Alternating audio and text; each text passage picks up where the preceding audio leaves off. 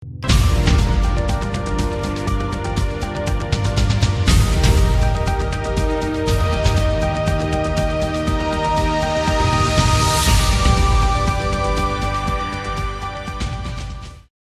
देख रहे हैं आवाज इंडिया टीवी। यह है प्राइम टाइम। आज शहीद भगत सिंह के शहीदी के इतने वर्षों बाद कुछ जातिवादी मानसिकता वाले लोग या संगठन और कुछ छद्म राष्ट्रवादी लोग ये सवाल बार बार पब्लिक डोमेन में लाने की कोशिश कर रहे हैं कि डॉक्टर बाबा साहब अम्बेडकर वकील थे तो भगत सिंह के केस को क्यों नहीं लड़ा, उन्होंने भगत सिंह को फांसी से जाने पे क्यों नहीं रोका। इस बात पर चर्चा करने के पहले इस बात पर गौर करते हैं कि डॉक्टर बाबा साहब अम्बेडकर भगत सिंह के बारे में क्या सोचते थे या क्या सोच रखते थे। उसका अंदाजा उनके इस संपादकीय से लगाया जा सकता है जो उन्होंने पाक्षिक अखबार जनता में 13 अप्रैल 1931 को लिखा था। डॉक्टर बाबा साहब अम्बेडकर भगत सिंह, राजगुरु और सुखदेव की फांसी को बलिदान के रूप में रेखांकित करते हैं और अपने संपादकीय को 3 बलिदान का शीर्षक भी देते हैं। ये पूरा संपादकीय पढ़ा जाए तो उसका निष्कर्ष यही निकलता है कि ये तीनों व्यक्तित्व ब्रिटेन की आंतरिक राजनीति के शिकार हुए। इसी कारण से बाबा साहब कहते हैं कि न्याय नहीं था, ये बिल्कुल उनके साथ अन्याय हुआ। बाबा साहब लिखते हैं, अगर ब्रिटिश सरकार को यह दिखाना है कि इस घटना से अंग्रेजी सरकार बिल्कुल न्यायप्रिय और न्यायपालिका के आदेश पर हुबहू अमल करती है, ऐसी समझ लोगों के बीच मजबूत होगी और लोग उसका समर्थन करेंगे, तो ये ब्रिटिश सरकार की बहुत बड़ी नादानी है, क्योंकि यह बलिदान ब्रिटिश न्यायपालिका की शोहरत को अधिक धवल और पारदर्शी बनाने के इरादे से किया गया है। इस बात पर किसी को भी यकीन नहीं है। खुद सरकार भी इस समझदारी के आधार पर अपने आप को संतुष्ट नहीं कर सकती, फिर बाकियों को भी इसी न्यायप्रियता के आवरण में वह किस तरह संतुष्ट कर सकती है। न्याय देवता की भक्ति के तौर पर नहीं, बल्कि विलायत के कंजर्वेटिव, राजनैतिक, रूढ़िवादी पार्टी और जनमत के डर से इस बलिदान को अंजाम दिया गया है। इस बात को सरकार के साथ दुनिया भी जानती है। संपादकीय की शुरुआत में डॉक्टर बाबा साहब अम्बेडकर उन आरोपों का जिक्र करते हैं जिनके तहत इन तीनों को फांसी की सजा दी गई थी। वे इन तीनों की बहादुरी की चर्चा करते हुए कहते हैं कि फांसी की जगह गोली से उड़ा देने की भगत सिंह की अंतिम इच्छा भी पूरी नहीं की गई। वे लिखते हैं, हमारी जान बख्श दे, ऐसी दया की अपील इन तीनों में से किसी ने भी नहीं की। हाँ, फांसी की सूली पर चढ़ाने के बजाय हमें गोलियों से उड़ा दिया जाए, ऐसी इच्छा भगत सिंह ने प्रकट की थी। ऐसी खबरें अवश्य आई है, मगर उनकी इस आखिरी इच्छा को भी सम्मान नहीं दिया गया। इस संपादकीय में विस्तार से डॉक्टर बाबा साहब अम्बेडकर भगत सिंह की फांसी के संदर्भ में भारत और ब्रिटेन में हुई खुली और गुप्त राजनीति की चर्चा भी करते हैं और इसमें गांधी और उस समय के वायसराय लॉर्ड इरविन की भूमिकाओं पर बात करते हैं। डॉक्टर अंबेडकर की राय में गांधी और इरविन भगत सिंह की फांसी को लेकर आजीवन कारावास में बदलने की हिमायती थे, लेकिन ब्रिटेन की आंतरिक राजनीति और ब्रिटेन की जनता को खुश करने के लिए इन तीनों को फांसी दी गई। बाबा साहब अपने संपादकीय के अंत में लिखते हैं, लब्बलुआब यही है कि जनमत की परवाह किए बगैर गांधी इरविन समझौतों का क्या होगा, इसकी चिंता किए बिना विलायत के रूढ़िवादियों के गुस्से का शिकार होने से अपने आप को बचाने के लिए भगत सिंह आदि की बलि चढ़ाई गई। यह बात अब छिप नहीं सकेगी। यह बात सरकार को पक्के तौर पर अब मान लेनी चाहिए। अब ये भी जानते हैं कि भगत सिंह के भारत की रूढ़ी परंपरा और जातिवाद के संदर्भ में क्या विचार थे। देखा जाए तो एक शूद्र समुदाय में पैदा हुए शहीद आजम भगत सिंह सामाजिक समता के पैरोकार भी थे। उनकी गणना न केवल भारत के बल्कि विश्व स्तर के क्रांतिकारियों में की जाती है। जोधानी बुनो, जोन ऑफ आर्क व सुकरात जैसे विश्व स्तर के शहादत में उनका नाम शुमार है। महज 23 की उम्र में हंसते हंसते सूली पर चढ़ जाना कुर्बानी की सर्वोच्च मिसाल है। समाजवाद, क्रांति, भारत की आज़ादी, मजदूर आंदोलन, धर्म, ईश्वर आदि विषयों पर कम उम्र में ही उनका चिंतन व विचार सर्वोच्च कुर्बानी पर मानो सोने पर सुहागा लगता है। वे सिख थे, लेकिन उनका लेख अछूत समस्या जो जून 1928 में प्रकाशित हुआ, वर्ण व्यवस्था के खिलाफ क्रांतिकारी विचारों का एक प्रमाण है। भगत सिंह का यह लेख तब लिखा गया था जब 25 दिसंबर 1927 को बाबा साहब मनुस्मृति का दहन कर पृथक निर्वाचन की मांग उठा चुके थे। वही जातिगत पाखंड का पर्दाफाश करने वाली मदर इंडिया नामक किताब से 1927 में लेखिका कैरिन मैथो ने भूचाल पैदा कर दिया था। भगत सिंह को जब पहली बार 29 मई से 4 जुलाई 1927 के दौरान पुलिस ने गिरफ्तार कर लिया तो उन्होंने लाहौर पुलिस स्टेशन में सवालों का जवाब देते हुए बंबई काउंसिल में 1926 को नूर मोहम्मद द्वारा किए गए भाषण का हवाला देते हुए कहा था कि जब तक तुम एक इंसान को पानी पीने देने से भी इनकार करते हो, जब तुम उन्हें स्कूल में भी पढ़ने नहीं देते, तो तुम्हें क्या अधिकार है कि अपने लिए अधिक अधिकारों की मांग करो। जब तुम एक इंसान को समान अधिकार देने से भी इनकार करते हो, तो तुम अधिक राजनीतिक अधिकार मांगने के कैसे अधिकारी बन गए। आगे भगत सिंह कहते हैं, जब तुम उन्हें इस तरह पशुओं से भी गया बीता समझोगे तो वह जरूर ही दूसरे धर्मों में शामिल हो जाएंगे जिनमें उन्हें अधिकार मिलेंगे, जहां उनसे इंसानों जैसा व्यवहार किया जाएगा। फिर यह कहना कि देखो जी, ईसाई और मुसलमान हिंदू कौम को नुकसान पहुंचा रहे, व्यर्थ होगा। और आज जब झूठ के चादर में लपेटकर विकास का दिखावा किया जा रहा है, ऐसे में भगत सिंह का कहा ध्यान में लेना होगा। लोगों को मानव आवश्यक कार्यों के प्रति घृणा पैदा हो गई है। हमने जुलाहों को भी दुत्कारा, आज कपड़ा बुनने वाले भी अछूत समझे जाते हैं, कहार को भी अछूत समझा जाता है। यह गड़बड़ी विकास की प्रक्रिया में रुकावटें पैदा करती है।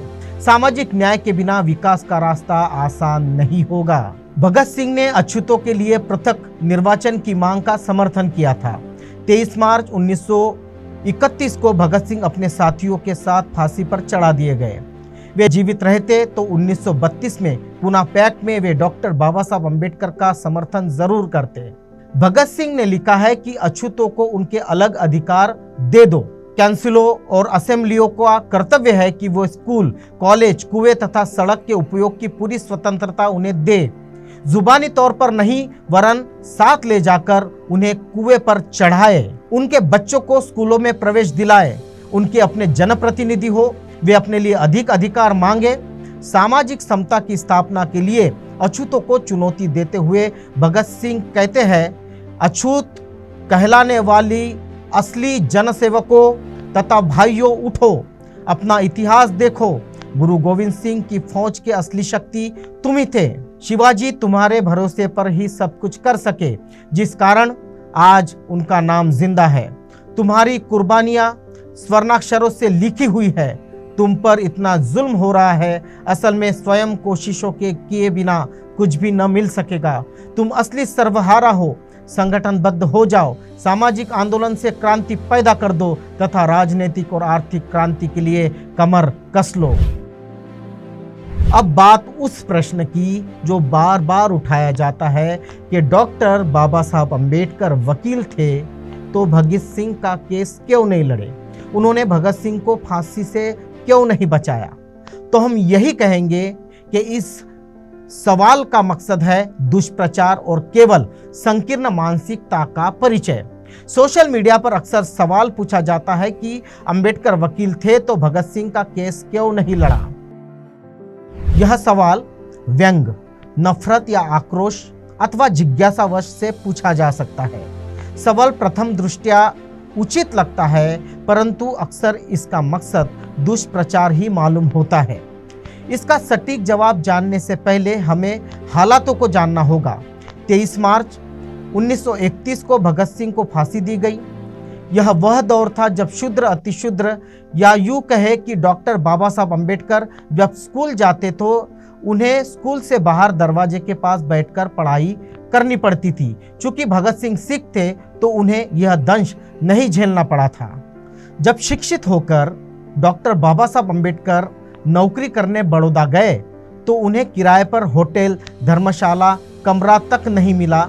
जब वे सिमढम कॉलेज में प्रोफेसर बने तो बच्चे उनसे पढ़ने के लिए राजी नहीं हुए। ऐसे में जून 1923 से अंबेडकर ने वकालत का काम शुरू किया। उन्हें बार काउंसिल में भी बैठने के लिए जगह नहीं दी गई। अस्पृश्यता के चलते डॉक्टर बाबा साहब अंबेडकर को केस नहीं मिल पाते थे। एक गैर ब्राह्मण अपना केस हार जाने के बाद डॉक्टर बाबा साहब अंबेडकर के पास आया तो उनके केस की जीत ने उन्हें ख्याति दे दी। लेकिन वकालत डॉक्टर बाबा साहब अंबेडकर की रोजी रोटी नहीं थी।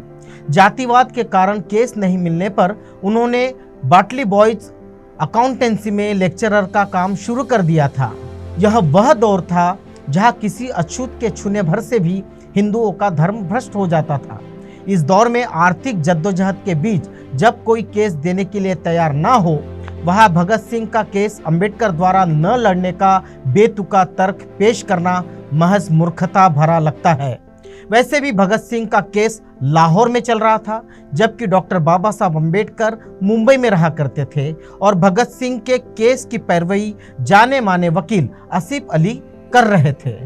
आसिफ अली वकालत के क्षेत्र में ऐसा नाम था जो बहुत दबदबे वाला था। ऐसे में आसिफ अली को हटाकर डॉक्टर बाबा साहब अंबेडकर को केस देने की कल्पना भी कोई नहीं कर सकता था। जो ये सवाल उठाते हैं उस आरएसएस के गोलवलकर के मित्र भी तब भगत सिंह विरोधी थे। हम आपको बता दें कि भगत सिंह के लिए जहां सुप्रसिद्ध वकील आसिफ पैरवी कर रहे थे, वही अंग्रेजों की तरफ से पैरवी करने वाले ब्राह्मण वकील का नाम था सूर्य नारायण शर्मा, जो आरएसएस के गोलवलकर के मित्र थे। हम आपको बार बार यही बताएंगे कि यह वही शर्मा है जो आरएसएस के संस्थापक गोलवलकर के बहुत अच्छे मित्र थे।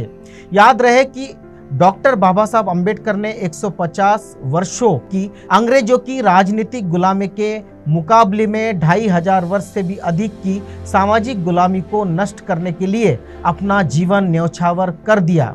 ऐसे में आज़ादी की लड़ाई को लेकर जहां क्रांतिकारियों का नाम गर्व से लिया जाता है, वही सामाजिक आज़ादी के लिए सर्वश्रेष्ठ स्थान पर डॉक्टर बाबा साहब अंबेडकर का नाम अभिमान के साथ लिया जाता है। इस प्रश्न के संदर्भ में महत्वपूर्ण पहलू पर भी चर्चा कर ही लेते हैं। जिस समय संपूर्ण देश में एकमात्र अछूत वकील के तौर पर डॉक्टर बाबा साहब अंबेडकर की पहचान थी, तब भी उन्हें केस नहीं मिल पाए।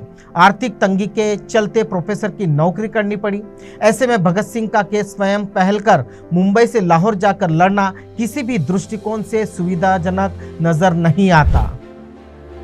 यदि बाबा साहब केस लड़ना भी चाहे तो मशहूर वकील आसिफ अली से केस वापस लेकर डॉक्टर बाबा साहब अंबेडकर को सौंपने का कोई तार्किक मुद्दा तब तक नजर नहीं आता। एक पहलू यह भी है कि जहां ब्राह्मण वकील अंग्रेजों की पैरवी कर रहे थे, वहां देश में अनेक नामचीन वकील क्या तमाशा देख रहे थे। जबकि वर्ष 2013 में पाकिस्तान के वकील इम्तियाज कुरैशी ने भगत सिंह की केस को दोबारा खुलवाया, इसकी पैरवी अब्दुल रशीद ने की। 2014 में अब्दुल ने एफआईआर की कॉपी मांगी तो पता चला कि एफआईआर में भगत सिंह का नाम तो है ही नहीं, उन्हें केवल रजिस्टर के आधार पर फांसी दे दी गई।